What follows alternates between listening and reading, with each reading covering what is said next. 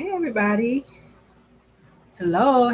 Hi everyone. Thank y'all for being here. I appreciate you guys being here. Hello.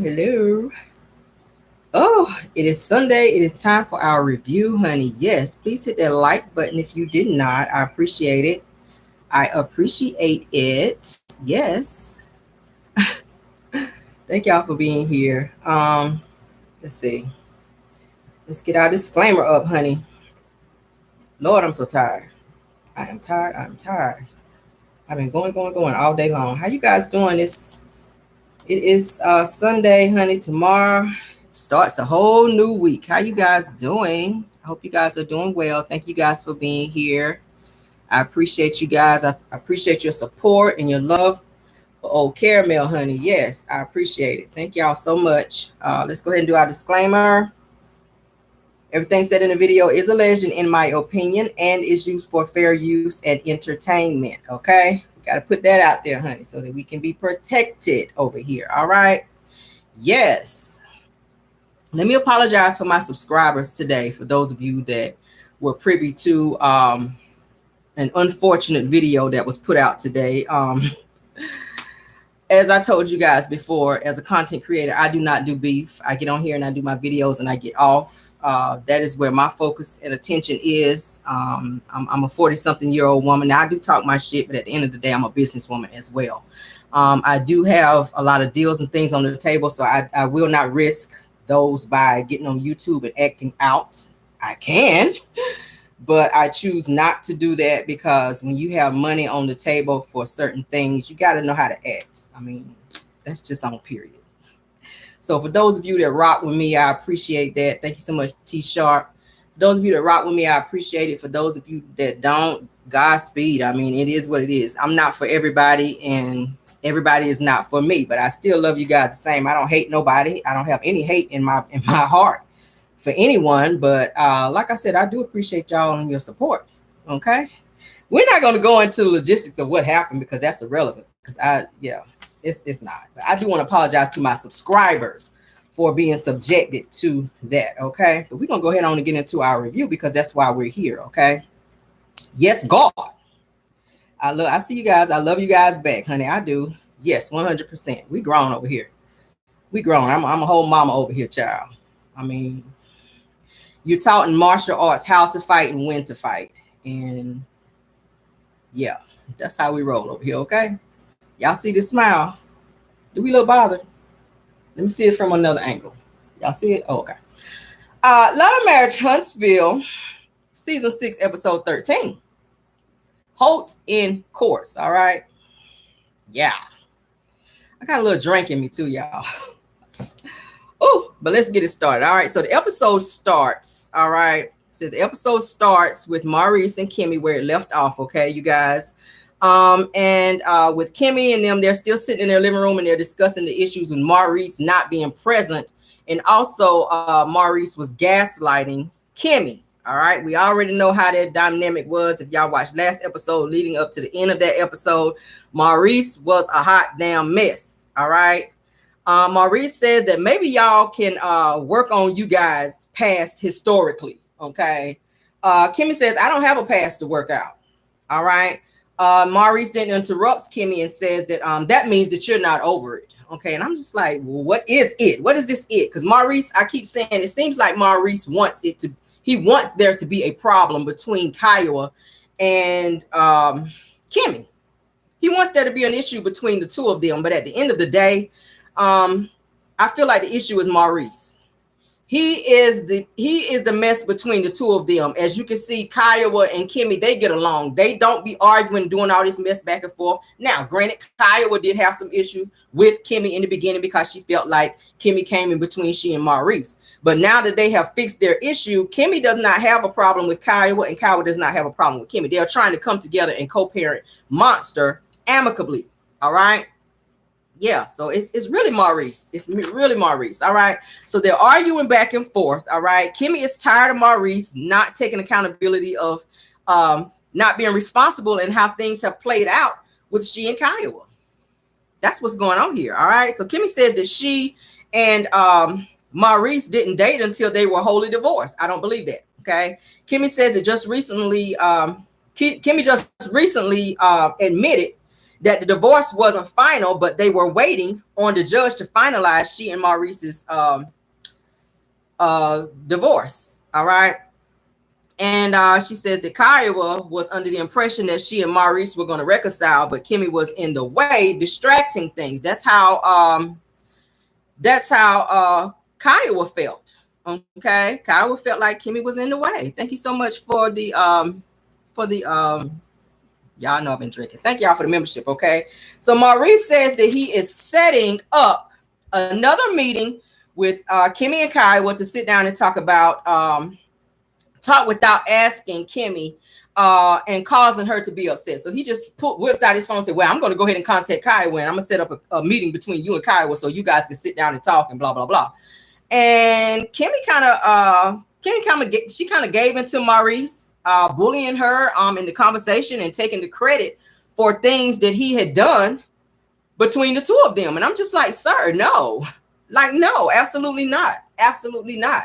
Kim was just kind of looking at him, and I kept waiting on Kimmy because y'all know Kimmy, she's got that pop off in her, but I kept waiting on her to do that with Maurice. And it's like she kept standing down, and I was kind of getting a little frustrated because Kimmy, you could tell when Maurice is gaslighting you. And every time he see her get frustrated and not check him, he continues to do that. And it keeps getting worse. All right. So Maurice, he continues to play in Kimmy's face. All right. Saying that something about 100K at this tone when Kimmy snaps on him and he starts laughing. And he sees that she's visibly upset. So Kimmy, at this point, she's talking with her hands, and he kind of sits back in the seat like, whoa, what is this? What is this energy? When he already knows what the energy is. So Kimmy, she goes on to say that everyone has to be on the same team to raise Monster. Monster has 2 years in school left, and we have to foster this relationship at this point. That's what Kimmy is saying to Maurice. All right.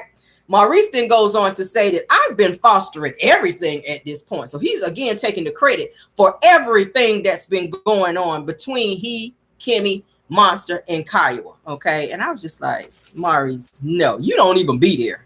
So how you fostering anything when you're not even there?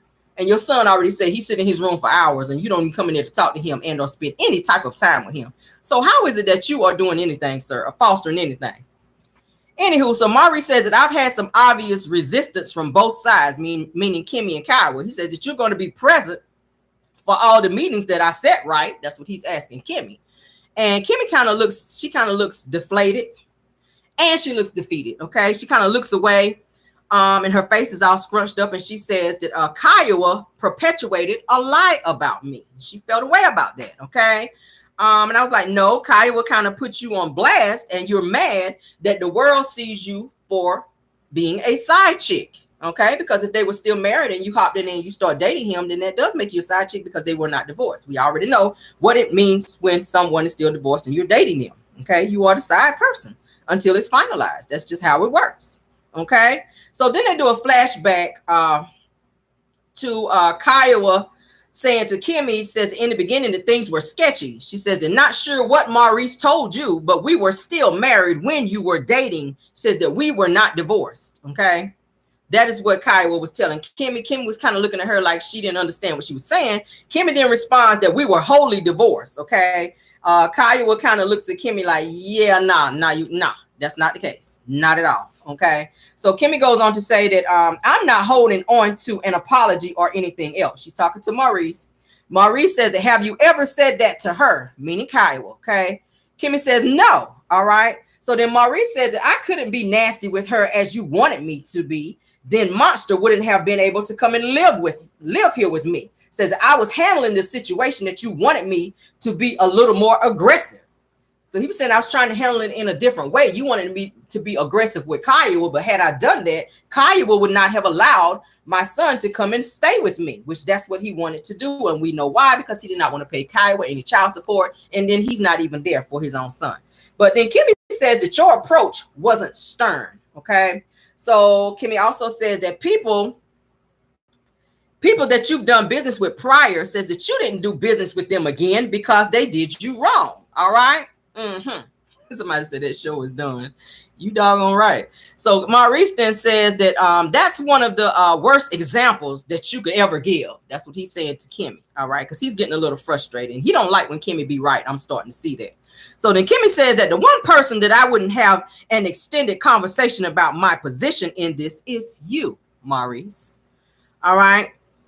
She says that you know what was said, done, and what was transpired. Okay, or what has transpired rather.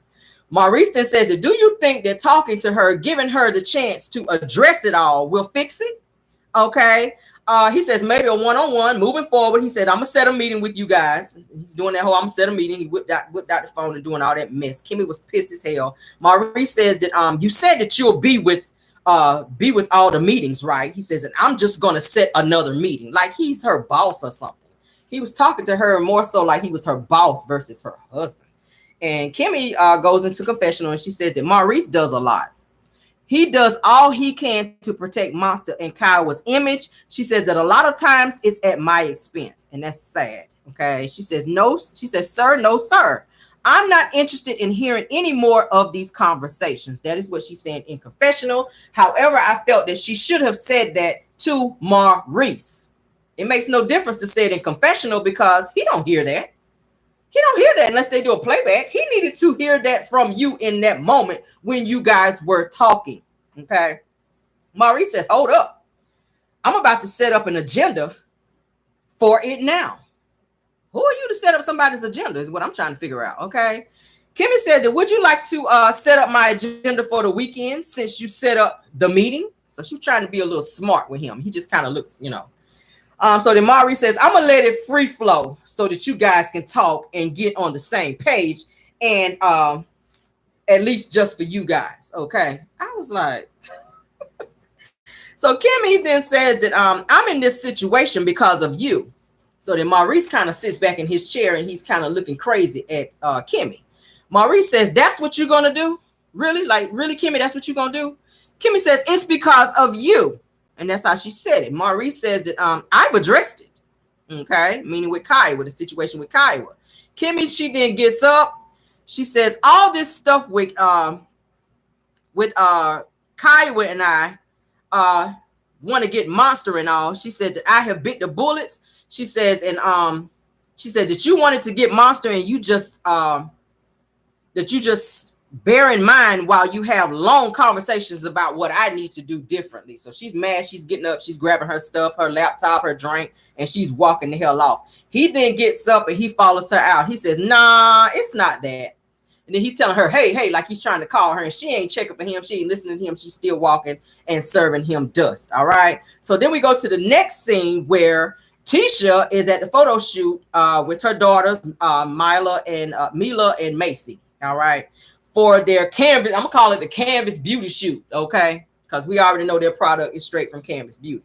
All right, so Tisha says today is the first shoot for the Macy and Mila brand. Says that the girls have been very involved in the total entire process. Really? So they were at the whole warehouse with Stormy when she was making this whole thing, and that's what I'm trying to figure out, okay? And then at this point, you see somebody putting labels on this bottle that already has a pink label, which appears to be Canvas Beauty's labels. It appears to be Canvas Beauty's labels, and it's in this. There's somebody that's sitting there putting this blue label, which is Tisha's label, over Canvas Beauty's label. I said that production could have cut that out because that's giving fraud right there to me. Okay. Tisha says that it was important, because y'all know she break everything down. It was important for me, she says, that the girls learn the business so that they can grow this business, and that we want to make sure that we had the marketing materials for the Black Business Expo. And I had to read it in thick tone because that's how she talks. All right. I was just like, and you sitting here, and she's sitting in her confessional, honey, with this whole noose dress on. This white noose dress with the shoulders out, all the shoulders are out, and then she got this noose shit around her neck and it's coming down. I'm just like, girl, didn't we just have Black History Month? This probably ain't a great time to be damn wearing this dress, but go off, y'all.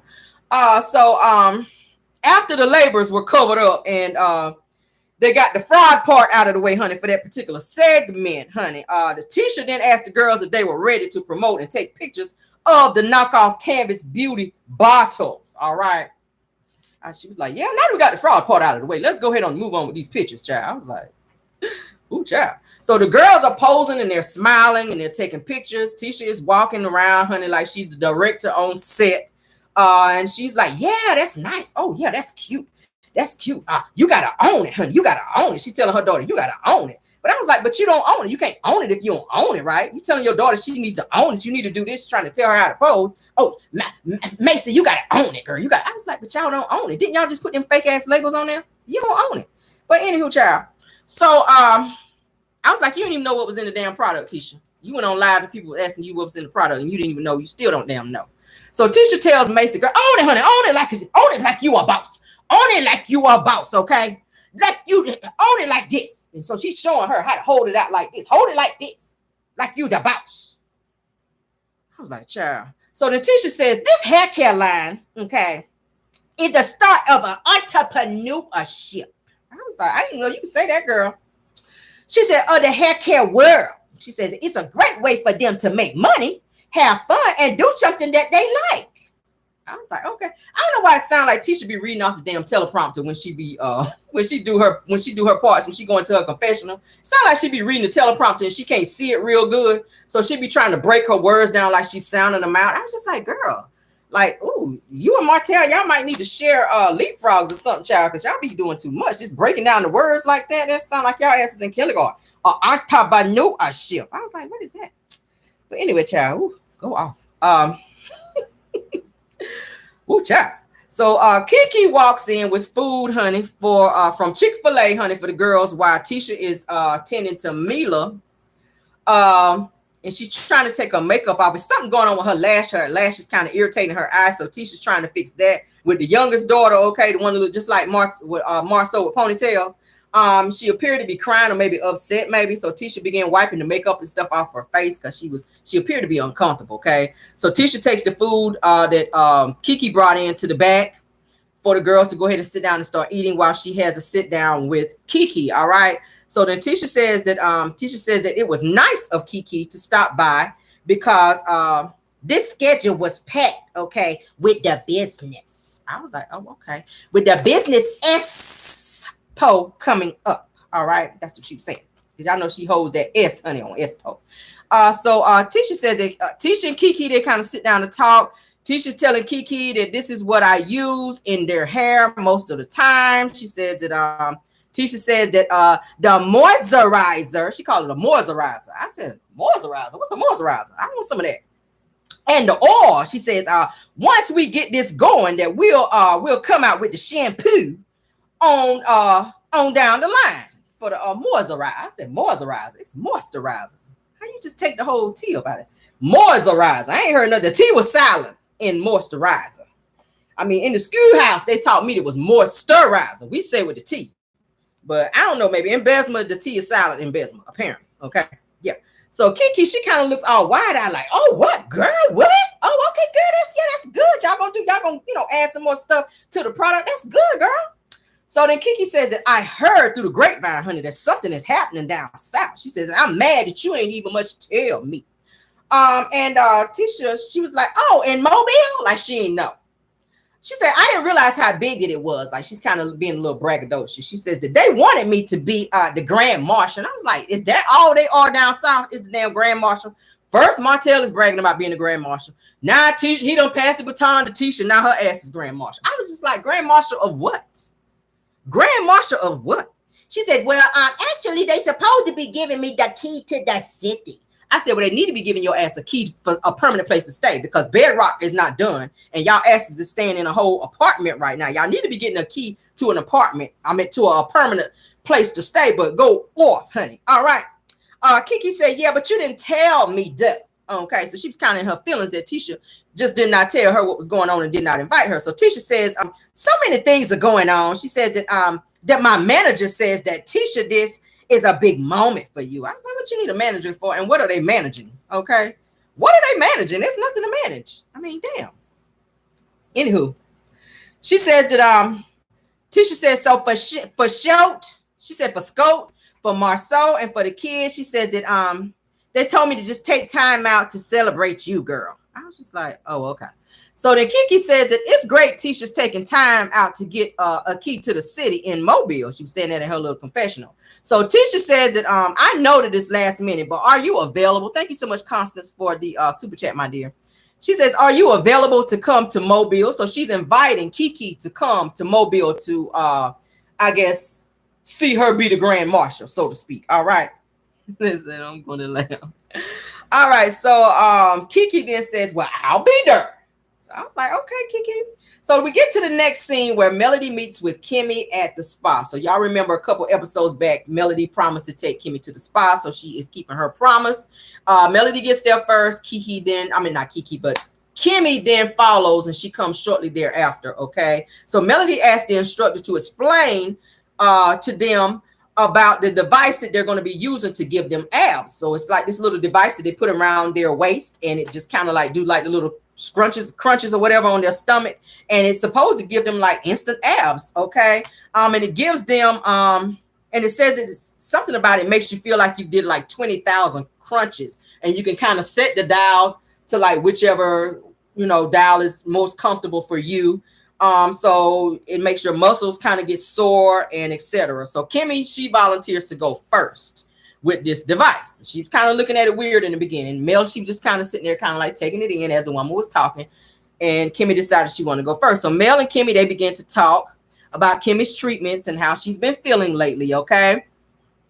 And then Kimmy says that she's been really tired here lately, which y'all know she's been on chemo. She's also had to have surgery and all this other stuff. So she's been really tired.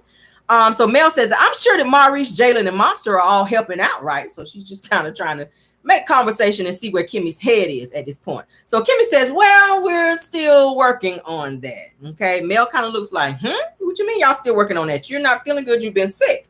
So Kimmy says that everything's not 100% with Maurice and Monster helping out right now. Okay. So Mel said, what? Like she's kind of like, what you mean it's not?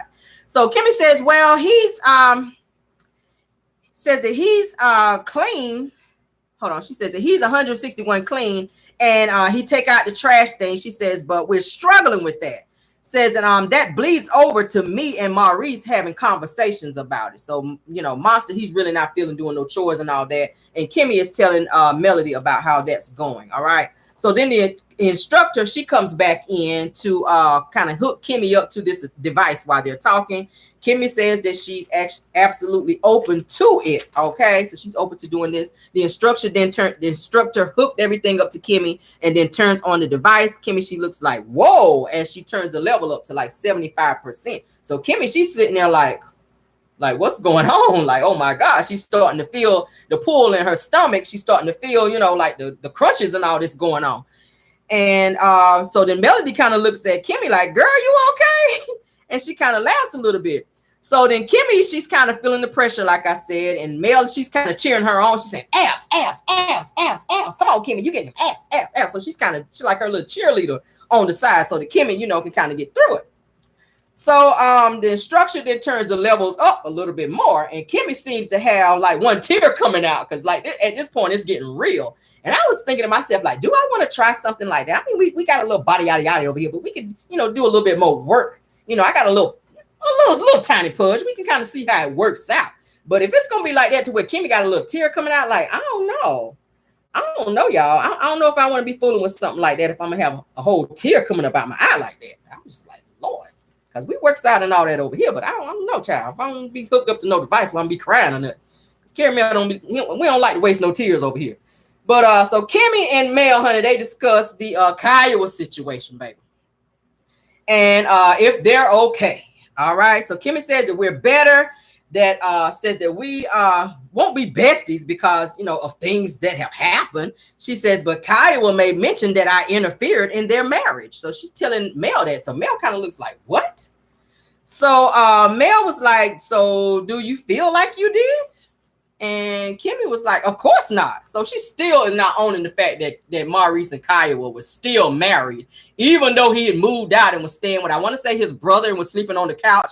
He was still married. Nothing was finalized. but she started seeing him, so she felt like it was okay for them to be in that relationship, even though Kiowa was saying that she and Maurice was at the point of reconciliation. But Kimmy was not willing to let go because she had been seeing Maurice for some time. They were seeing each other for a whole 7 years before they got married. They were dating for 7 years before Maurice married her. And I keep saying, I feel like he only married her because they were on the show and he wanted that to be a part of his storyline. And I feel like Kimmy paid for the wedding because it was on that yacht. I don't feel like he would have married her had they not been on Love and Marriage Huntsville. Not that quickly, I don't. Because they had already waited for 7 years. Who dates for 7 years? 7 long years. Tony Braxton says 7 whole days, bitch. Kimmy waited 7 whole years. Not for no damn Maurice. If I'm waiting 7 whole years, it's not going to be for somebody like Maurice. I'm sorry. Ain't nothing fine about him. I'm sorry. He don't bring shit to the table. I'm sorry. I'm just sorry. 7 years for Maurice? Girl, you could have been with anybody. Kimmy, you could have been with anybody. I'm sorry. But Melody says, because me and you actually never talked about that before. Talked about the situation between Kiowa and Kimmy. So she says, I've heard about it here and there, but I've never really asked you about it. She says, so when you and Maurice met, she says, they were divorced, right? Kimmy was like, they weren't divorced. She says, but they were in the process and they were waiting on the divorce. So in the process and waiting on the divorce still means that they are married. I don't know why she can't get that into her head. In the process of means still means that you're still in the situation that you're in. Is that not what it means? Is that not what it means? If you're still in the process of a situation, that means that you are still in that place. You have not moved or gravitated to the next phase.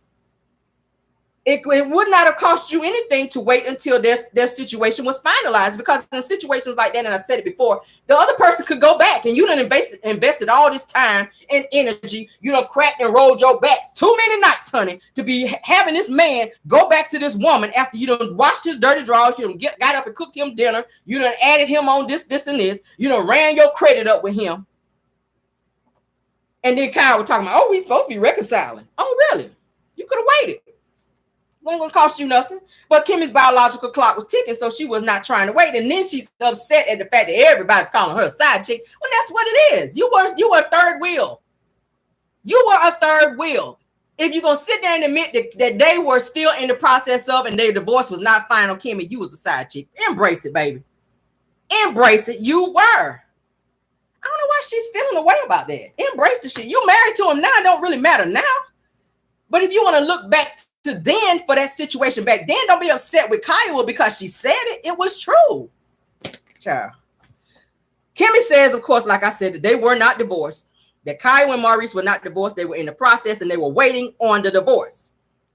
Mel says, why does she think that you interfered? Okay, Melody's trying to be, because she's going through her own shit. She's just trying to make conversation.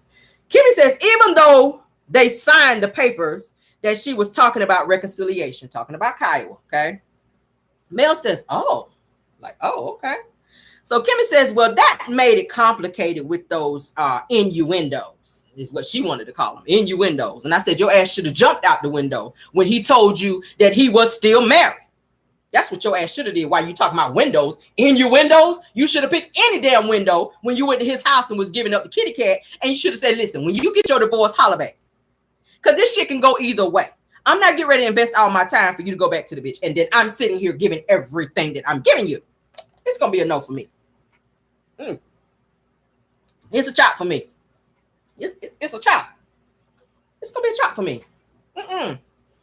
No. I'm not going to be rolling this back. You're not going to crack my back and have me up in here damn near with scoliosis and your ass go running back to your ex-wife. That's going to be a hell no for me.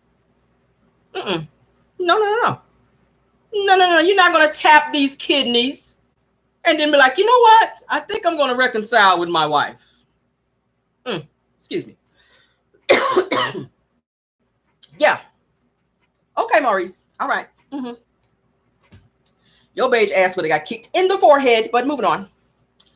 So Kimmy said that made it complicated, honey, with those innuendos, honey. I was like, baby, all right with the windows.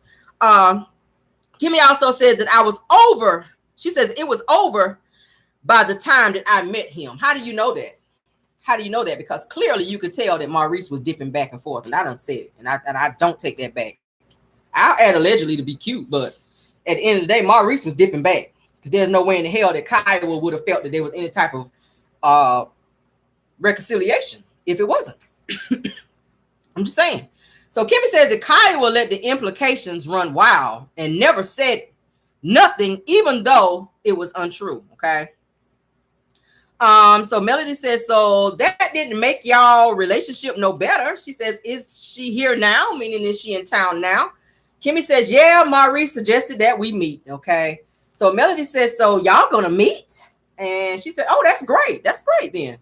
So Mel says, how do you feel about the last core meeting that we had? So Melody's trying to change the subject because she really not feeling that. Y'all already know what she went through with Martell, with the whole situation with Ariane. So she's trying to get off that situation with Kimmy and Kiowa because that kind of hits a little too close to home for her. Because Martell was messing with Ariane during the time Mel was married. She really didn't want to talk about the shit, but she wanted to engage in conversation. Y'all know how it be. She was trying to oblige Kimmy and talking about that, but Mel really didn't want to talk about that and hit on that because it hit too close for home. She's still healing in the situation that she was in with Martell. So she changes the subject to talk about the last core meeting that they had, and she says, do you feel confident with how things happened, kind of transpired during the meeting? So Kimmy says that sounds like that you don't want to do it. She says, especially with the whole sponsorship thing. Okay, y'all know Mel is about her coin, honey. So Melody says, well, I met with Tisha and I shared my feelings and thoughts about not pressuring me because me and Martell have this custody thing going on. She says, and I'm not trying to do nothing with him either. She says, and I'm not trying to be around him as well. She says, so even if he was removed from it, I still wouldn't do it because y'all know everything was just all over the place. Melody gave all these little innuendos. Let's use Kimmy's word. Melody used all these things to kind of help them get things on track. And then they kind of tried to take her ideas and run with it and did not want to pay her nothing. So Melody was like, yeah, I ain't going to be able to do that. So Kimmy says, for you and Martell to coexist from time to time, she says, it's admirable. She says that I know that your court case is taking a while. So Melody says our court case is taking so long because she says my attorney has had to file for different sanctions because she said that you filed and then you asked for full custody, talking about Martell. She says, but you're not turning in your paperwork that's required. So Martell was holding up the whole custody thing because he won't turn in paperwork like his bank statements and things of that nature, as Melody said later on in the episode. Okay. Melody says that she says that it's emotionally and physically draining when someone is trying to take your children. She says, so for someone to say that they want full custody, she says that's just crazy to me. And I totally agree with her. Okay. Seriously. So Kimmy says that she says it's a roller coaster. She says in the real world, she says that they're their daddies. She says that it's not like he's a stranger. She says saying that I want these kids at this point. She says that y'all gonna have to learn how to meet in the middle. And then Mel kind of gives her a look like, bitch, I'm not meeting him nowhere in the middle. In the middle, the beginning, or the end. I am over it with Martell. Like, it's hard to co-parent with him. And Mel is over that. Mel is over that. Okay? Ciao. Somebody said blessings that they're dealing with a tornado alert. You guys be safe out there, okay? Oh, Lord, I know how that feels, honey. All right, so yeah, I was just like, Kimmy, you might want to save your advice, honey, for Maurice, because y'all ain't nowhere in the middle. Y'all ain't nowhere near the damn middle. So you might want to save that advice for you and Maurice. But Melody was looking at her like, child, bye. So the next scene is Tisha, honey. She's getting these raggedy looking braids, honey, and she's waiting on Kiki to meet her there to talk about standing her up for the event in Mobile, Alabama. Okay, so Kiki didn't show up after she was invited by Tisha. Tisha fell away. Tisha cannot wait to give Kiki a piece of her mind. She already told the girl that's braiding her hair that she got to talk to Kiki and she got to tell her how she feel about her standing her up. So Kiki, honey, you got some ass chewing when you show up. All right. So yeah, Tisha's braids look a mess. I was like, girl, do you have any type of license? You got Bomb Kusha back there braiding your damn hair and it looks a hot damn mess. I was not feeling it. Yeah, I won't feel it. But so Tisha says that she's upset at Kiki and that she's excited because she got the key to the city and that they showed her at the event. All right. Whatever that means. So Tisha says that Kiki not showing up in Mobile for her event is the reason that she don't like inviting her to things. Okay, she says that she always lets her down and that she feels like it's best to just move forward without Kiki being a part of her life. So because Kiki did not show up to this one event, she just don't want to fool with her no more. And I mean, people have things to do. And I get it if somebody say they're going to be there and you keep inviting them and they don't show up. Maybe Kiki don't want to be there. She just telling you, hey, yeah, I'll be there just to be nice, but maybe she got other shit to do. But then, Kiki was also dealing with substance abuse, in the past as well. So maybe with Tisha inviting her to certain things, maybe Kiki was indulging in certain things at the time and she just was not able to be there. Shit. Let's go ahead on, child. Kiki then comes in and she sits down as Tisha's hair is getting braided. Kiki says that she's hot. She's fanning at this point. She's like, oh, Jesus, like she's having hot flashes. So Tisha gives her hat so that she can fan, honey, because she's looking like she about to pass out up over there. Thank you so much for the membership, Maria Hardy. All right. Kiki says that she don't know what she's going to do during the summertime. She said that the doctor, honey, is going to have to help me out, child, because I am about to burn slam up in here. And then she mentions that she's been taking some stuff called methadone, honey. Okay, so Kiki explains taking the methadone every day, and she says that she's been okay and that she's been taking it for almost a year at this point. Okay, so Tisha feels that Kiki has been very flaky and unreliable at this point because every time she invite her to do something or come around, Kiki don't be there. She don't call and she don't show up. So Tisha says that she wanted Kiki to be there and it really hurt her not to see Kiki there. I was like, girl, everybody was there. Wanda was there. I remember the video. I saw the little thing that she posted on her IG where Wanda was there, Marcel was there, her kids were there. Her kids didn't even look like they wanted to be there. So I know damn Kiki didn't want to be there. Tisha's kids didn't want to be there. Her daughter was sitting there rolling her eyes. The son, he was just like, oh, I'm sick of this shit. The kids didn't want to be there. Wanda was happy to be there because the cameras were there. But Kiki says, do you think that I didn't want to be there? Okay, that's what she's asking Tisha. So Melody posted in her stories, y'all. Let me do a side note. Melody posted in her stories because y'all know she was not tweeting because she went on Twitter, but she was on IG and she was posting during the episode. Okay, Melody posted in her stories that Kiki reached out to her to see if Mel was going to be attending the actual event with Tisha and them, and says that she was actually going to ride with Mel if Mel was going to go because something was going on with Kiki's car.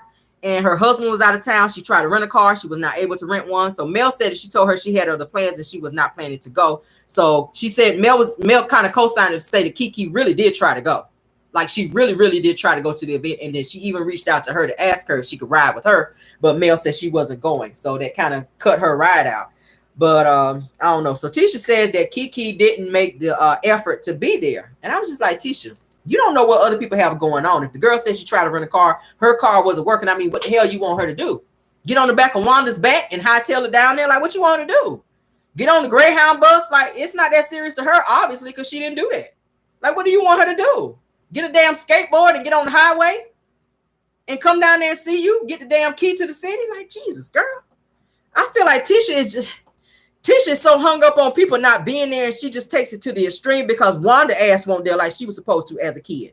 So Tisha has this rejection thing going on just like she does with Marcel. Marcel does her the same way. So Tisha has this big thing with rejection. So anybody tell her they're going to be there and they're going to do something for her. And if they don't be there and they don't do nothing, it's the end of the world. Tisha don't want to fool with them no more. Oh, it's the end of the world. We're not friends. I don't ever in life want you to be there. She's just so over dramatic about stuff. And it's just not that damn serious. It's just not that serious. Kiki says that she did make the effort. She tried renting a car because her car wasn't working, like I just said, and she couldn't get a car. She says that she didn't come because she could not get there, period. Tisha said, every time something always comes up to where you cannot be somewhere. That's what Tisha said. Every time I have something, I invite you. I invited you. Not invite, but invite with a B. I invited you, and you were not there. Tisha says that someone let you down all the time, that it's not okay, that you can't keep letting people let you down all the time. Girl, tell that to your mama who continued to let you down time after time while she was out boosting and you had to stay with your grandma. That's who the real anger is towards. So this is misplaced anger on Kiki when that energy should be on Marcel and your mama. But go off, girl. So Kiki continues to explain, honey, over and over and over to Tisha to let her know that she did not have a way to get there, and it's not registering. Maybe the braids was too tight. I don't know. So then Kiki says that I guarantee you I will not let you down again. The next thing that you have, I will try to be there. Tisha kind of looking stank face like she always do, like, yeah, all right, girl. Like she didn't believe Kiki. Okay. So then Tisha says, then, all right. Tisha says, then I'm gonna invite you, Kiki, to the Black Business Expo. Okay. Then she tells her that she's welcome to come, but she needs her action, not actions. I need your action to back up your words. I was like, girl. Ooh, child. Anyway, moving on to the next scene. We ain't gonna stay on. We not gonna stay on. Next scene, Mel goes to the Fletcher's house, honey. And this was so funny to me, honey. Mel was standing up there on the porch, child, and they have a beautiful home. I was like, Nell and old Chris over there is living good over there. They got a beautiful home. So Mel goes on the front porch. She rings the doorbell. She's waiting on them to come to the damn door, child. And she's dancing. Huh? She's in her whole mode. She's dancing, waiting on Nell to come to open the door, child. So Nell comes, honey. Mel, she's dancing, like I said, in the door. When Nell opens the door, Nell, she's dancing backwards, letting Mel in. She's on this right here, honey. She's shimmying backwards, letting Mel in. I said, child. So then Mel comes in. She greets Chris and Nell. Mel talks about Chris being the TikTok king, honey, with his dancing. If y'all have never seen Chris on TikTok, baby, he be on there giving it. Do you hear me? I did not know for him to be so quiet and so reserved. He is a different person when he is on TikTok. If you have never seen him on TikTok, Chris be on there on his turn up. I'm talking about getting down. I was just like, look at Chris out here. Chris be jamming. He really do. He really do. Production roll tape on several different TikToks of Chris dancing, child. He was giving it to them. Do you hear me? I was like, damn, Chris, all right. So Mel says to the Fletcher, she says that the last time that I saw y'all was in court, right? Of course, they agreed. Mel said, did y'all know that y'all were being subpoenaed? And they both said in unison, no. Okay. And of course, they're getting ready to sit down and they're fixing like little snacks, like maybe cheese and crackers and like little meat, salami or something like that. Of course, y'all know Mel is not going to pass up an opportunity to eat. She fixes her a plate while she's talking. She's like, yeah, I can talk. I can do two things at once, baby. Let me fix this plate while I'm talking to you. So Mel fixes her plate, baby. She is eating. She's nibbling. All right. So Mel says that once again, Martell has involved the Fletchers, okay, in the mess that we got going on. Says that he subpoenaed them for our court date, unbeknownst to them. She says that that's not how we move with friends. She said that he shouldn't have involved them in this bullish, pretty much. Now, he done sent them subpoenas to come and testify for him, thought he was being slick, because he done been having little side conversations with the Fletchers, so he felt like they was going to come up in there and lie for him. That's what he thought they were going to do. So he was trying to be slick to have them subpoenaed. He already had his mama to come, and he done prepped her to come up in there and be doing what he was doing, what she was doing. Okay. Mel was like, yeah, it was. Mel said, I felt that it was right to reach out to them and let them know that that she was very sorry that they were dragged in the middle of the mess. That's what she said in her confession. All right. So Nell says, I was pissed. She says, I was very upset. She says, I don't like being subpoenaed to court at all. She was mad about that shit. So Mel says that every witness that he had, even his mother, she said the people that he subpoenaed, she said that she witnessed both of them do stuff. All right. She says it's very weird. It's very weird. Then they kind of showed the production kind of flip-flops from Mel talking to the Fletchers to then Martell talking to Marlene at Marlene's house. All right. Over there at Marlene's house, honey, she done fixed look like breakfast or something, or maybe lunch or something. She and Martell, they're sitting down talking and they're eating. Marlene then asks Martell, says, everything okay? Martell says, I'm still exhausted from court. It's very exhausting when you lying. It takes a lot of energy when you lying all the damn time. So yeah. I'm sure you are exhausted because you damn sure ain't exhausted from working. That's for damn sure. Okay. So Martell says that via confessional, he says that Mel and I had a big showdown in court. Says that Mel, my mom, took the stand, and Chris Fletcher also took the stand, and Marcus, Melody's brother, also took the stand as well. So he had to do a whole list of everybody that took the stand, honey. He says, it's a shame that we had to pull friends and family into this court thing. He says, today, I'm visiting my mom to discuss it. Well, won't you the motherfucker that subpoenaed everybody to be there? Everybody was doing what they were doing. Nell was home doing this shit here. Next thing you know, ding dong, she got a whole subpoena. Thanks to you, Martell. She could have been home filing her nails and fixing her wig, but thanks to you, her ass sitting in court where she said she did not want to be. He want to act like he didn't know they were going to, it's so exhausting. I just can't believe that they were there. Bitch, you had them there. What's going on? Do you need a drug test out this bitch? Martell be acting like he need a drug test sometimes. I don't understand it with him. Like, you orchestrate the bullshit, then sit back like, how did the bullshit transpire? Can somebody tell me? Can somebody please tell me how the bullshit transpired? You, Martell, damn. Can't believe they was there. You subpoenaed them. What else they gonna be? They ain't want no warrant. Ooh, he's so stupid. Martell and Marlene, honey, they sit down to eat and talk about court. Martell says that it was tough to me. And it was very hurtful, really, when you filed the whole court case. Okay, Martell. It's hurting you, but you filed it. Okay. Marlene says, it was hurtful. It was hurtful to me, too. And I got to say it like her. It was hurtful to me, too. That y'all are in a courtroom about y'all's kids. That's Marlene, honey. Martell, he's agreeing with her. Yes, honey, our kids. We was in court with our kids, about our kids. I said, if y'all don't shut y'all asses up here. Marlene then said, that's crazy. Said that we got to be all up in the courthouse. That's Marlene, honey. She getting all crunk up over there. I said, child.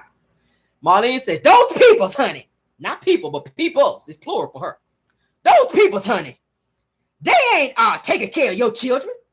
They ain't taking care of your children. That these people don't give a shit. That's what Marlene said. I was like, okay, girl. Martell then says, well, I guess that you didn't see much because you was just on the stand for about 4 minutes. Meaning, Ma, you didn't go over the lies that we prepped on prior to you going up on the stand, Mama. That's what Martell was trying to tell her. Now, we don't talk about the lies prior to going up there. You only stayed up there for 4 minutes. We was expecting your ass to be up there about 10 minutes. You owe me 6 minutes, is what he was trying to tell her. The math ain't mathing, Mama. You were there for 4 minutes, and you hightailed it up out of there. I don't know if you had a drink in your purse you need to get to, but your ass went up there for 4 minutes. So he was trying to throw a little shade to his mom. I wouldn't know your ass was only up there for 4 minutes. That was Martell. He mad as hell. It's like, damn. Marlene, she didn't start smiling, which further pissed him off. What I'm supposed to do? That's her. What I'm supposed to do? Martell says, well, about everything going on and what we talked about at the time, Mama. Like, damn, we talked about the lies. Like I just said, we don't talk about the lies, Mama. You already know about everything I've been telling your ass. You ain't said none of that shit when you got up there. Okay? You got up there talking about my boy, my grandbabies. Oh, I loves my grandbabies. Mel? Yeah, she do drop them off from time to time. She is lazy sometimes. Okay, I got to go. That was Marlene on the stand. She ain't did shit up there. She ain't talked about nothing. She talked about her grandbaby. She said my boy about 4 times and she got the hell out of there. That's it. They didn't help the Martell case at all. That's probably why his ass lost. But anyway. So Martell says when you have an opportunity like that you're supposed to be sticking it to her mama. He letting her know. And I was like, why didn't you ask her to never mind. I ain't even gonna say that. And I wrote something I was gonna say. I ain't even gonna take it there. Martell then says, when you get up there and you didn't say much, that it hurt me to the core. You don't have a core. Let's start there. Somebody hurt him to the core when she didn't get up there and say everything she's supposed to say. How you know what she's supposed to say? Marlene then says, well, when they asked me something, I answered it. She said that I won't about to volunteer nothing. We know that. Okay. Unless they asked you what kind of drink you wanted, you would have talked about that shit. What kind of beer you want? Oh, what kind of beer I want? Me? You talking to me? That would have been her. But ask her some shit about the custody case. Oh, I don't know. That was her. She done forgot everything her and Martell done prepped about. But anyway, so Martell says, he asked you a very broad question, okay? And you ain't said shit, pretty much. So Marlene was like, I'm not used to this. I'm not used to having to get on the stand to be lying and whatnot. That's what she's trying to let him know. Then Martell says that Martell said, I ain't used to this either. Okay. Boy, you are used to lying. Okay. Marlene then says, well, don't come at me. You should have handled this. All right. Like, shit, don't come at me. Now, I lied as best as I could. And if you wanted somebody to lie for you better, you should have had damn Ari on here. Now, she is happy to lie for you. Why you didn't subpoena her ass to be there?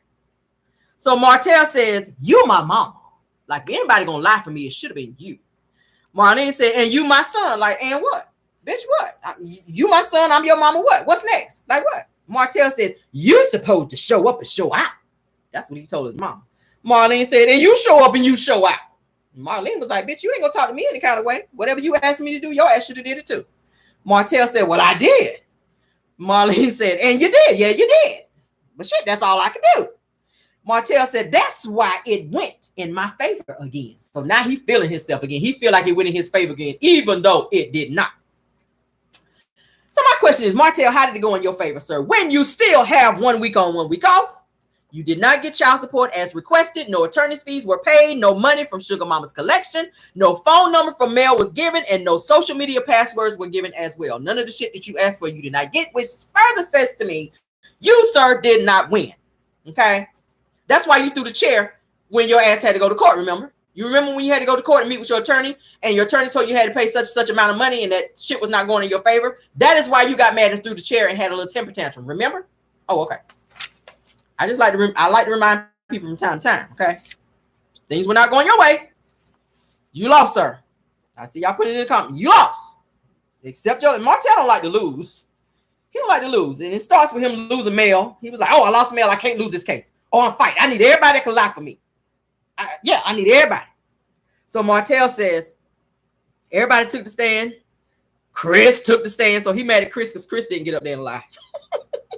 Said, oh, you talked to Chris and them after the court case, didn't you, Mom? And Marlene was like, yeah. And Martell said, yeah, him too. Like, damn, he didn't get up there and lie for me too. So back at the Fletcher's house, because I told y'all they flip-flopping, child.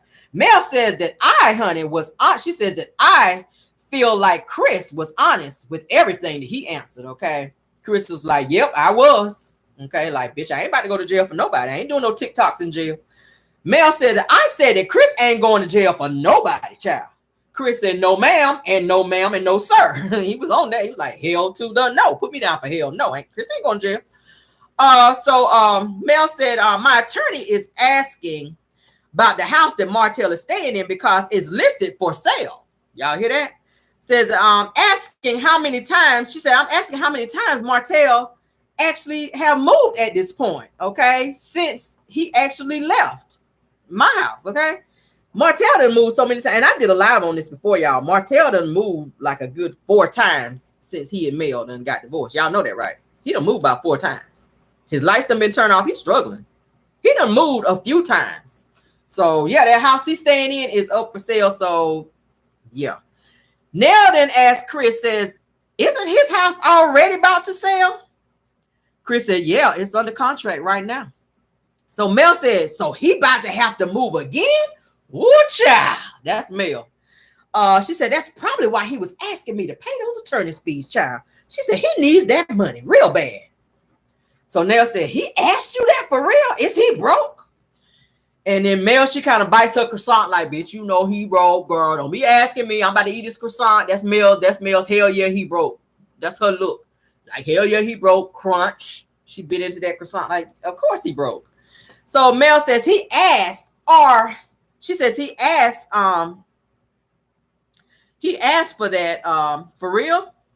She said, yeah, he asked for that for real. She said, I don't know if he's broke because I don't keep up with his finances no more. You know, I don't keep up with what Martell do no more.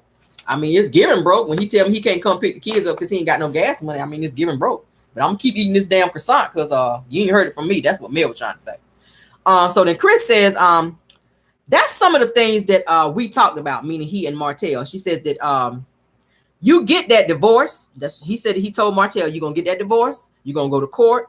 He said, and I tried to tell Martell, okay, that you need to drop this, man. I tried to tell him over and over that he needed to drop this. So Melody goes into confessional and she says that when we were married, Martell enjoyed the lifestyle with the dual income. She says, now I guess he's having some financial issues and it has to be that. She says that I'm not sure why he feels that he's due some of my money that I'm making. And I totally agree with her. Y'all not married no more. He chose to walk out. He chose to cheat. He chose to have a baby on the side. So get your new woman to take care of you. You said Ari, I was giving you everything you needed. Tell a bitch to let you pull up on the Section 6 over there for a few days until you figure things out. Hey, let her ask her, can you get that back room over there in the Section 6 apartment for a couple of days? You know, to the people down there at the Section 6 apartment place come knocking, then you got to move out because, you know, they don't be letting boyfriends stay in the Section 6 place like that. You can't stay there because everybody that's staying up in there, they got to be on the paperwork. And you ain't supposed to be there. So you might get a good 3 days about it, but then you got to find somewhere to go. But then you do have a big Uber truck, which you can sleep in. I mean, I'm trying to help you out. But anyway, so the camera goes back, honey, to Marlene with Marlene and Martell, child. I'm about sick of these two. Martell says, I still want to know, why did she want to go to trial? Y'all. Let me get a sip of water on this shit. And I'm going to pretend this is gin because, baby, I need a drink at this point. Oh, Lord, that gin good. Lord. Martell, you want to know why Melody wanted to go to trial. None of this would have jumped off had you not filed anything in the first damn place because everything was working and you guys were amicable as you could be. So you want to know why she wants to go to trial when you continue to play the games that you were playing when you guys were in court, and she had to take it to the next level to let you know that she was not going to sit back on her hands and allow you to continue to keep playing with her in her damn face. For some reason, you filed for full custody, and she's fighting for her kids, letting you know that you're not going to continue to play with her like that. That's why she filed for what she filed for, okay? Marlene says that she ain't said why she even wanted to go, okay? She ain't said why she wanted to even go to court, okay? She ain't got to say that. She don't owe you an explanation anyway, okay? Milli Vanilli braids, she don't owe you shit.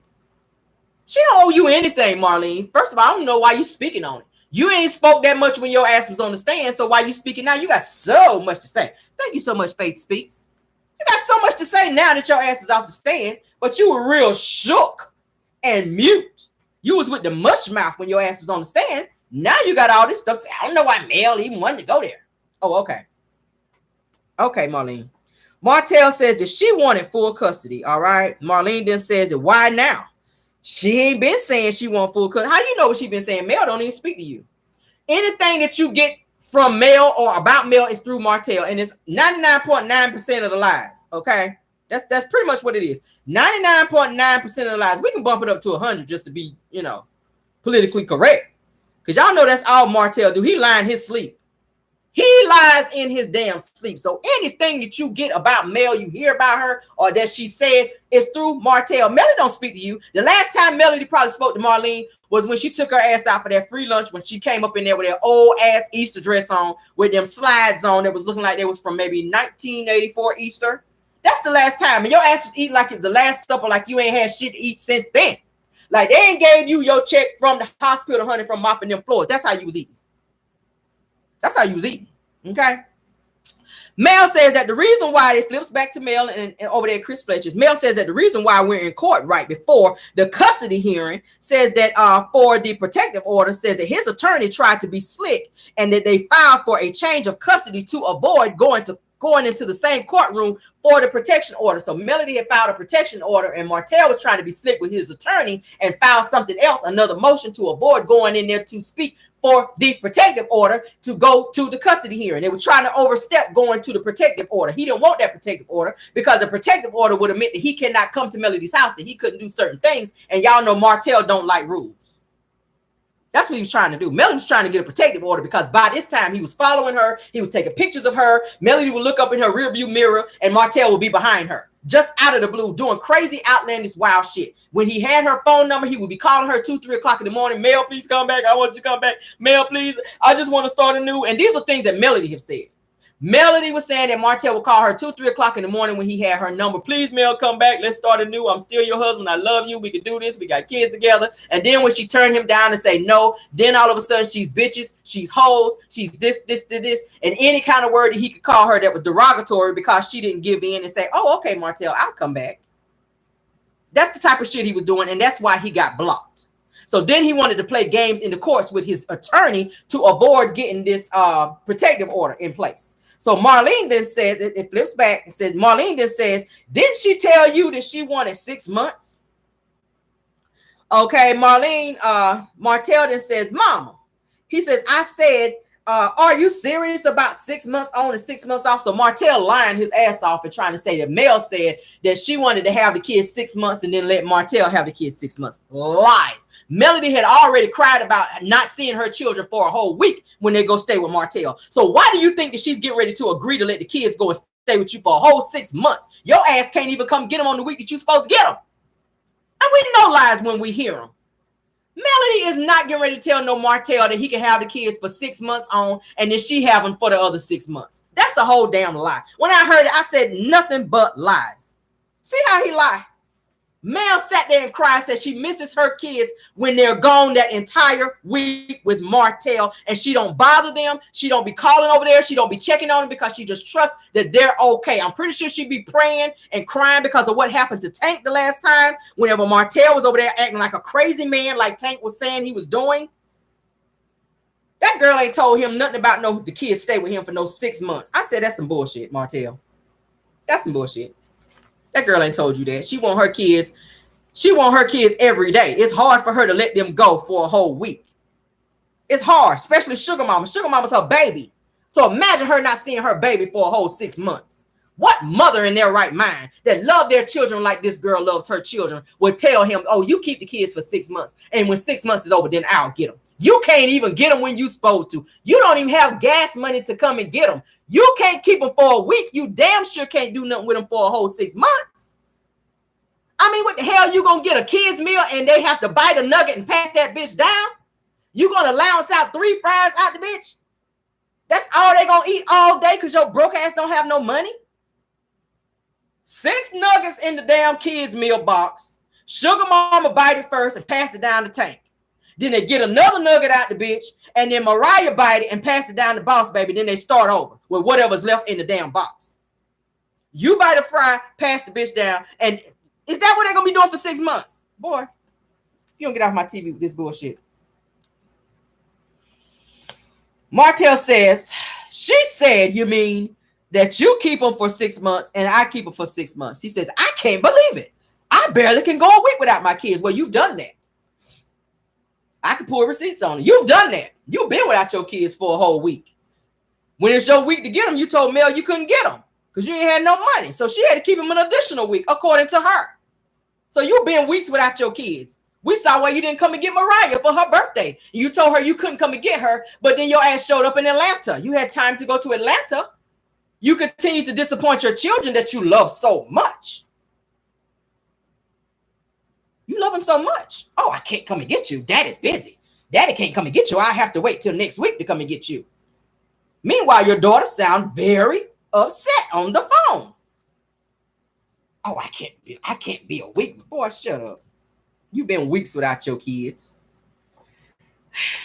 Your ass is without them when you down in the Blue Oyster Bar down in Atlanta, twirling your ass around in them tight ass pants. You without them then. You was without them when you was down there with Little Radio. With a little popsicle sandwich. You was down there then without them. Were they with you then? Oh, okay. They weren't with you when you were out cheating with Ariane, making another baby. I can keep going. I mean, I can keep going. You down there with the twirl on with your ass cheeks out like Prince. Down there in the gay bar, allegedly. But they said they saw you down there. You down there with your ass cheeks out, honey, with your ass cheeks tight. Down there twirling with that house music on.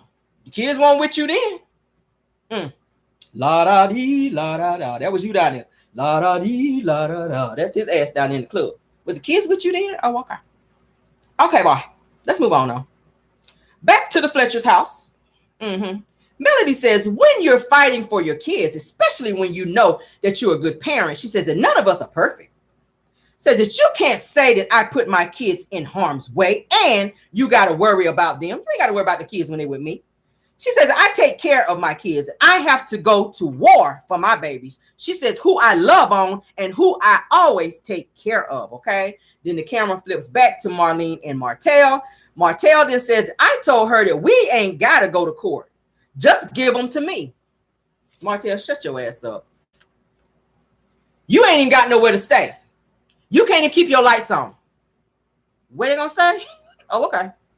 Okay, Martell. Back to Chris Fletcher's house. So the camera keeps going back and forth. They flip-flopping. Chris then says that I've asked him a few times, just drop it, Martell. Says we all know what has happened, okay? We ain't got to go back and forth. And he says, and talk about the whole baby situation. He says that is what changed, you know. That's what changed everything. He said that he begged Martell to just drop this bullshit, and Martell refused because he felt like he had a one-up on Mel, and he felt like he was going to win this case. And I don't know if his attorney pumped his head up to make him feel like he had something so great that he could come against Mel and win, but you played yourself and you lost $28K in the process that you could have used now that you got to be put out of your house, well, your rental house, your Airbnb or whatever the hell it was. Now you have nowhere to stay and $28,000 gone down the drain when all your ass had to do was go somewhere and sit your ass down, co-parent 1 week on, 1 week off, which is the same shit you got now that you had before the custody case. So you wasted $28,000 for what? Oh my God. Nell then says, what happened? Who won? She's asking Mel, who won? Mel said nobody won. She said that everything pretty much stayed the same. She said that something did happen to where it was very biased that happened in court. She said that the judge's final ruling says that it's clear that the father has the kid's best interest at heart. She says, but we can't say the same for the mother. So that's what this crooked ass judge had to say. So Melody is currently appealing that decision, okay? All right, and I hope she goes and appeals the decision of not having her children on social media or being able to film them, because that's something that she enjoys. Melody goes to court goes to vacation very often, and those are things that she likes to do. Put the kids on social media. I don't see anything wrong with it. She's not doing it in any way, shape, or form to be negative towards the children, but because he don't want Melody to be able to make any type of income on that because he can't get it. It's very selfish of him. It's very selfish, and you show your other son it's not fair. So I feel like, and I keep saying, Kenya Moore had to do the same thing with her soon-to-be ex-husband, Mark. Mark did not want Brooklyn to be on social media or on on Real Housewives of Atlanta. Get out of here, Spirit of Thick Tongue. Damn. Kenya Moore from Real Housewives of Atlanta, her soon-to-be ex-husband did not want their daughter, Brooklyn, to be on Real Housewives of Atlanta. That is how Kenya makes her money, because Brooklyn is a part of her storyline, just like the Eminem kids are part of Mel's storyline, and she has businesses that she has to promote with the children. And Martell knows that, and because he couldn't get a piece of Sugar Mama's money, that is why he does not want the kids to be on social media or being videoed or filmed. It's sad. It's sad that she has to deal with it, and I hope she does go back and appeal that whole situation and find maybe another judge to deal with that situation, because it seems like that maybe the judge, and I say allegedly, Martell probably got to her, because y'all know Martell has a way with women, and it was a woman judge, and you would think that by her being a woman judge, she would have been able to see things. And I'm not saying that she shouldn't be fair, but you a woman and you see a woman coming into court, and what she's presenting to you is showing that she's taking care of her children. So why would you be against her and saying that it's the best interest of the father, when Melody is saying that there was proof that Martell was not following the guidelines of the parenting? All right. Nell then gasped after Mel told her everything that was done in terms of her going after this judge and you know, having this whole thing redone. So Melody then says, and guess why? She says that I changed my number in October. She says, and I didn't give Martell the number. She says, according to the Madison County parenting clause, she says that you're not supposed to harass the other parent, which we know that's what Martell was doing. Okay. Melody says that according to the paperwork with the attorney, she said that Martell admitted to following me on a date and recording me. She says that's harassment, and it is. All right. Then Nell says, what did the judge say about that? Mel says nothing, not one word. So yeah. Nell then says that Martell probably made her feel sorry for him. Okay. Then it goes back to Martell and Marlene, where Martell says that before we left court, says that, yeah, she sent me her number. She sent you that track phone number. She ain't sent you her main number. Okay. So that's all he wanted, was just a number to be able to harass the hell out of Mel and make her do what he wanted her to do. He wanted a way to be able to call Mel and aggravate the shit out of her. And we already see why he wanted to do that, because when he didn't have her number, he was trying to tap her phone. We already know about that. Okay. So after Martell tells Marlene that Mel gave the number after court, Marlene says, "Oh, really?" Okay. Martell says, "Yeah." Says that the judge heard me when I came to Mel being. Hold on. Says that the judge heard me out when it came to Mel being in contempt for not giving me her phone number. That is sick. He's crazy. So Martell's confessional, of course, he says that I was co-parenting correctly. Says that Melody was not. Okay, Melody was not. Melody was not co-parenting properly. That's what he was saying. Okay. Marlene then says that you just continue being a good father to your children. And Martell then says, I am. All right. So it goes back to the Fletcher's house. Melody says that how you gonna come down on me for not giving a person my number when they admitted to stuff that he's done. She says that he ignored 4 of the judge's orders and he refused to turn in his bank statements, and he kept getting extensions to do counseling when he was ordered to do that as well. Mel says that she is filing, like I said, that appeal to have the case's decision overturned. All right. So Melody says that the courts did not protect her by talking to him. Okay. She says that don't follow her on dates and recording her. These are things that she's asking for. She says, and don't call unless it's about the kids. She says that that's all that she was asking for, and the judge missed that. Okay, so let's go to the next scene where Kiowa and Kimmy, they meet up at a restaurant to sit and talk. All right. Kimmy arrives first. Kiowa then arrives shortly thereafter. They greet each other and they sit down to talk and to get ready to eat. All right. Kimmy says that we have to have a conversation. She says first about Monster. She says then the things that happened in the past and getting us to where we are. She says that we got to address them to move forward. That's what she's telling Kiowa. Kiowa's facial expressions tell you everything about how she's feeling. She wears her emotions on her face. I noticed. Okay. Kimmy says that I wanted to see how you guys' conversation went first, meaning Kiowa and Monster. Okay. Which Kiowa was just opening up. I mean, Kimmy was just opening up the door to be able to get Kiowa to admit that she wasn't a side chick, but we're going to get to that. So Kiowa then says that he's carrying a lot of emotional baggage. She says that you being a mother, you just know your child. He's not happy. That's what Kiowa says. So Kimmy says that when you were talking about being more present, what did that look like for you? Kiowa says that I have to figure that out because it's needed. She says that I just don't know, and I don't know how right now. So Kimmy then goes into confessional. She says that I like the Kiowa. She says that I like the concept of Kiowa coming down more often. She says that Monster would really enjoy that. I think Kimmy would enjoy that because that would give her a break from not having to always watch over Monster and always have to be telling him do this, and this when the mother is there. Okay. So she's I guess feeling like hopefully Kiowa. She said that hopefully Kiowa and I will get better. She says that we take 3 steps forward a lot of times and then we take 3 steps back. She says fingers crossed in terms of us getting better with our communication. So Kimmy then also says, Maurice, she's telling Kiowa, Maurice wanted us to sit and talk. Kiowa started laughing. She was like, okay. So then Kimmy also says, she says that I always told Maurice that I could relate with what you were feeling with Monster. She says that when you're upset, she says that you had no idea that I was actually fighting with you for Monster. She said I was actually fighting for you against Maurice. So Kimmy says, she says, however, there are still things that I still hold on to where you would imply that I'm the one that caused y'all's divorce. So now you're saying that you actually took up for her, but then you flipped it and let her know that, hey, I still feel a way about you calling me a side chick in so many words. All right. Kiowa says, what did I say? And she looked kind of annoyed by that. Okay. Kimmy says that I was seeing your husband while you were happily married in your house. But see, Kimmy's trying to be technical how she said that. And I don't like that. Kimmy's trying to be technical and she's using any type of way to try to get her point across to say, I wasn't a side chick. She never said they were in no house. Kiowa never said that Kimmy was seeing her husband while they were happily married in the house. She ain't never say that.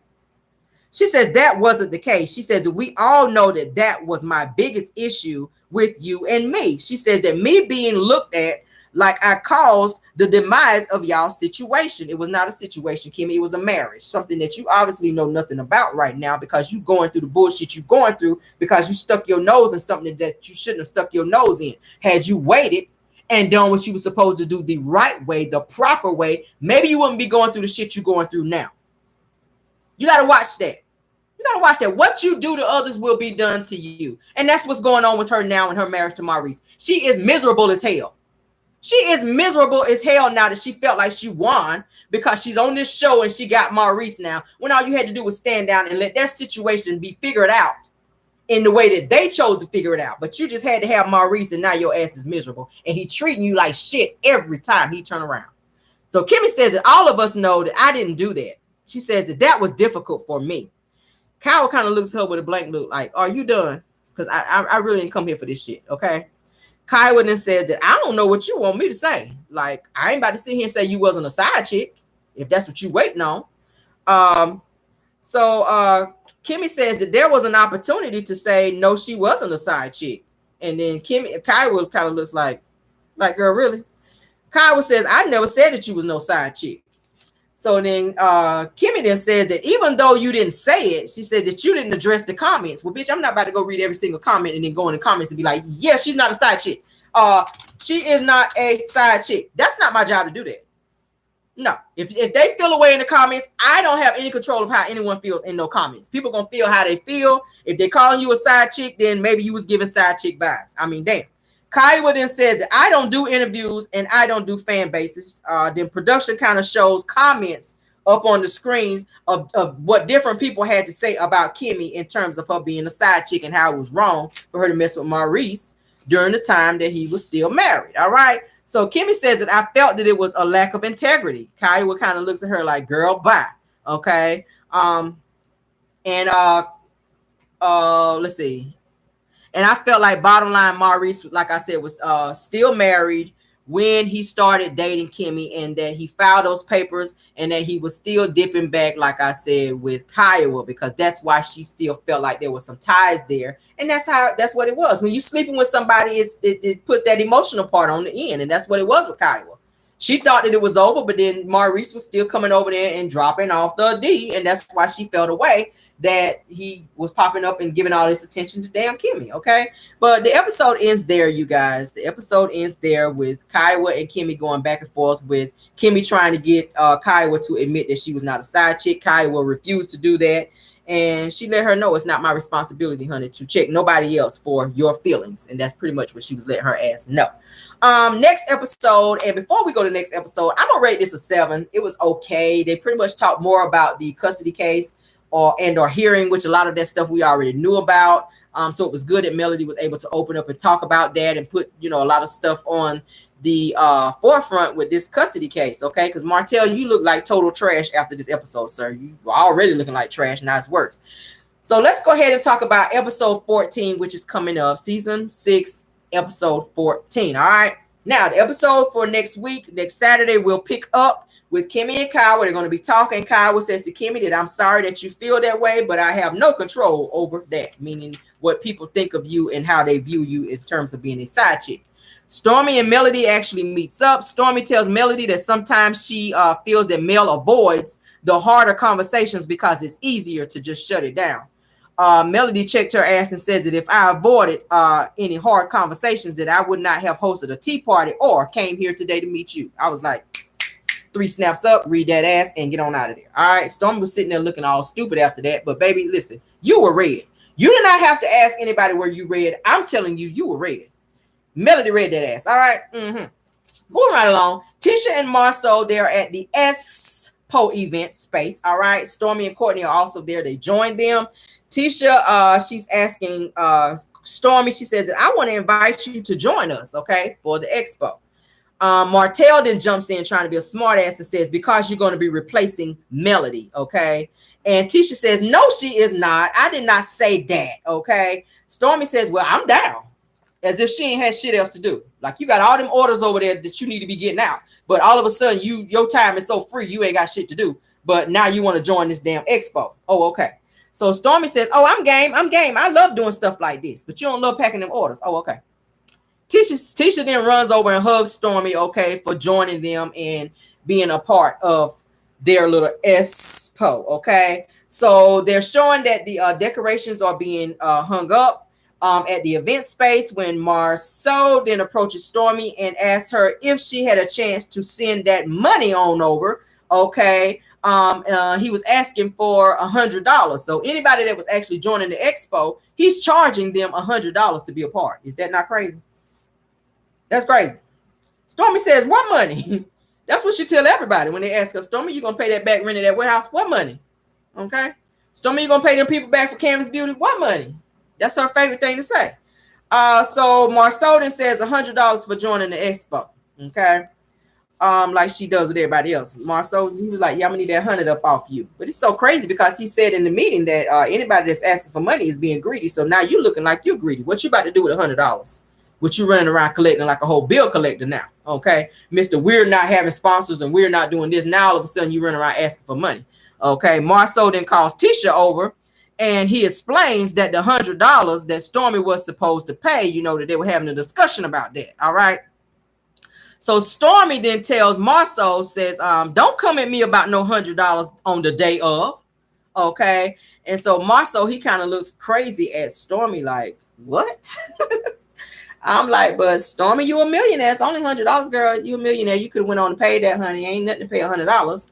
And I don't know why she's like I said, I don't know why they're charging anything when Marceau was calling people greedy about them asking for any type of money or asking to be paid. So now you asking to be paid, and all of a sudden now the rules have changed. So that's what's going to happen for the next episode. So Stormy, she gonna snap on Marceau about asking for $100, like she didn't know that was something that he asked for prior. But that's it, guys. I rate this episode a 7. Okay.